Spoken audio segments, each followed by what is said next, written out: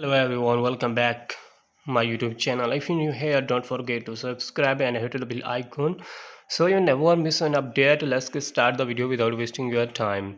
So guys, how to recover Apple ID password without phone number and email on your iPhone, iPad, iOS updated. So guys, let's get start the video without wasting your time. So guys, first of all, open settings on your iPhone and then tap on profile icon on Apple ID. After that, yes, you appear on screen and then tap on sign in and security.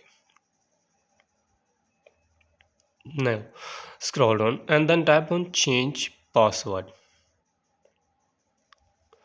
Now enter your iPhone passcode. This iPhone can be used change your password because you are signed into iCloud and have a passcode enabled. Enter iPhone passcode. Then tap it.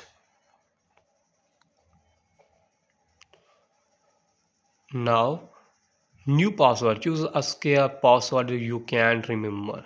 Now tap here new password and tap re-enter password. Tap continue. Now you can see change my password on Apple ID without phone number and email.